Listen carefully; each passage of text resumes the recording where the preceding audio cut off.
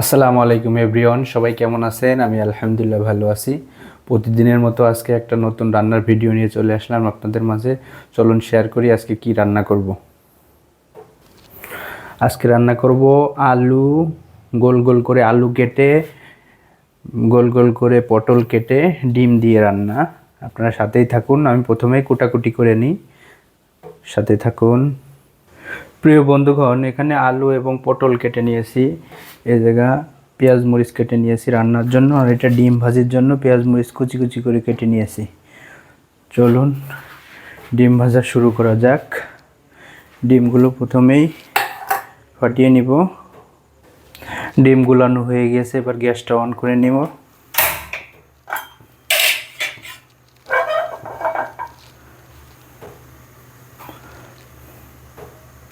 কড়াই হিট হয়ে গেছে, এবার তেল দিয়ে দিব।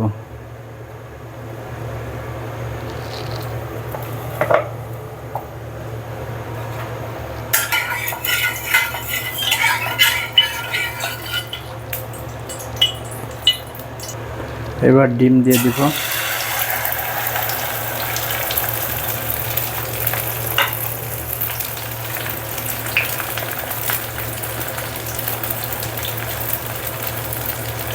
ডিমগুলো সুন্দরভাবে ভেজে নিব।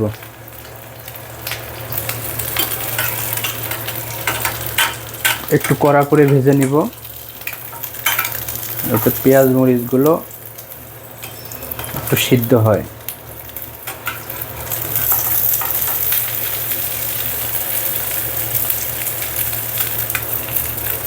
এবার তুলে ফেলব।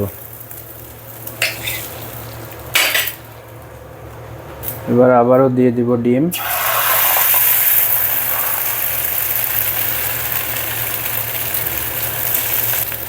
বন্ধুগণ, ডিম ভাজা হয়ে গিয়েছে। বন্ধুগণ দেখুন, ডিমগুলো কেটে নিয়েছি। এবার মূল রান্নায় চলে যাব। গ্যাসটা অন করে দিব। কড়াই গরম হয়ে গেলে তেল দিয়ে দিব। কড়াই গরম হয়ে গেছে, এবার দিয়ে দিব তেল।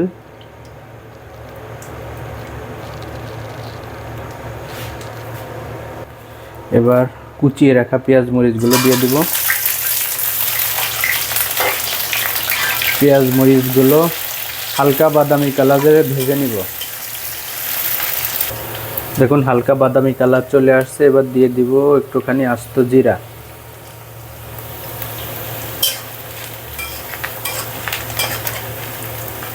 এবার দিয়ে দিব পরিমাণ মতো পানি।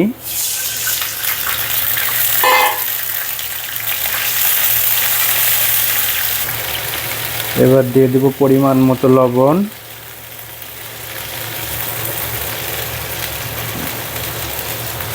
দিয়ে দেব পরিমাণ মতো হলুদের গুঁড়া।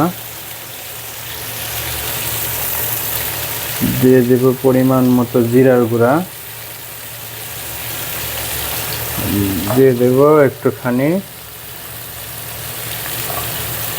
মরিচের গুঁড়া।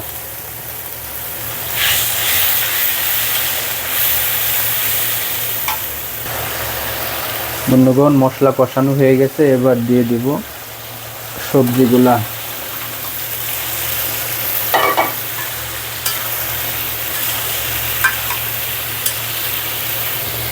এবার 5 মিনিট ঢেকে রেখে দিব সিদ্ধ হওয়ার জন্য। এবার ঢাকনাটা তুলে একটু নেড়ে চেড়ে দিব।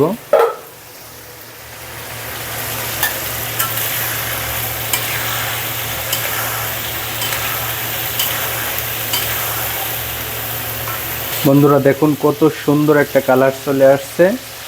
সবজিগুলো সিদ্ধ হয়ে গেছে, এবার পানি দিয়ে দিব। এবার পরিমাণ মতো পানি দিয়ে দিব।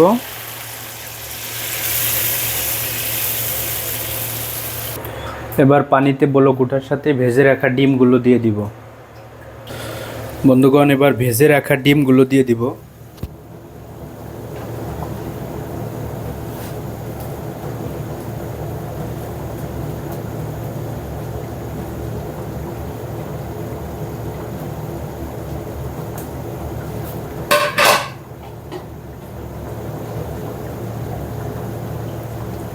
দশ মিনিট রেখে তারপরে নামিয়ে ফেলব। বন্ধুগণ, রান্না একদম রেডি। এই হলো ব্যাচেলারদের সংক্ষিপ্ত রান্না। সংক্ষেপে রান্না করে ফেললাম ডিম আলু পটলের রেসিপি। সবাই ভালো থাকবেন, সুস্থ থাকবেন। আমার ভিডিওটা সামনে আসলে শেয়ার করে দিবেন, লাইক করবেন, কমেন্ট করবেন। দেখা হবে আবার নতুন কোনো ভিডিওতে। ততক্ষণে ভালো থাকবেন। আল্লাহ হাফেজ।